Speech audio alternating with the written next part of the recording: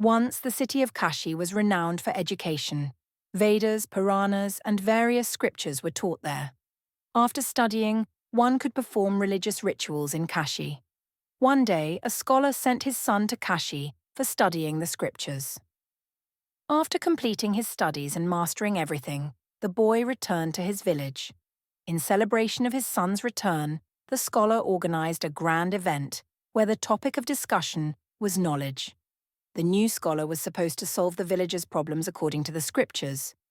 Everyone asked different questions, and the new scholar answered almost all of them with detailed explanations, impressing everyone. Just then, an old farmer came forward and asked, "Sir, may I also ask something?" The scholar confidently replied, "Yes, of course, this gathering is for that purpose." The farmer said, "All right, then tell me, who is the guru of sin?" The scholar thought hard but couldn't find an answer. He had heard of many gurus, but never of a guru of sin. It seemed his knowledge was still incomplete, so he decided to return to Kashi.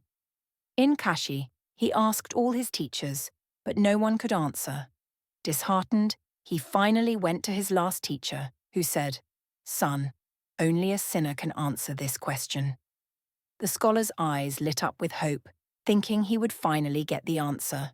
He asked, "Who is such a sinner, and where can I find him?" The teacher replied, "I don't know any sinner, but there is a courtesan who might answer your question." Without delay, the scholar went to the courtesan's house. Seeing him, she taunted, "A seeker of knowledge in the service of ignorance?" The scholar replied proudly, "O lady, I need an answer to a question, and only you can provide it, which is why I have come to you." Smiling, the courtesan said, "Ask, sir. What is the question that only I can answer?" The scholar asked, "I want to know who is the guru of sin." The courtesan laughed heartily and then became serious, saying, "Sir, for that, you will have to stay here for a few days." Having already wandered a lot for this answer, the scholar agreed to stay. However, he said, "O lady, I will stay here but will eat only the food I cook myself." The courtesan replied, "Sure." 4 days passed, with the scholar cooking his food daily. Finally, out of frustration, he asked the courtesan, "O lady, when will I get the answer to my question?" She replied, "Please be patient, sir. Just one more day." That day, the scholar's food supplies ran out. The courtesan's house was far from the village, and it was extremely hot. The scholar thought he would go to the market in the evening after the heat subsided and continued his work on an empty stomach. While he was flipping through his scriptures, the courtesan came and said, "You cook alone and face so much trouble. From tomorrow, let me cook for you.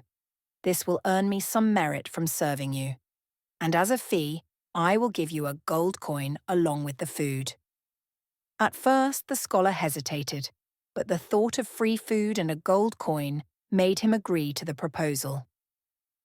That evening, the courtesan prepared various delicacies and served the scholar.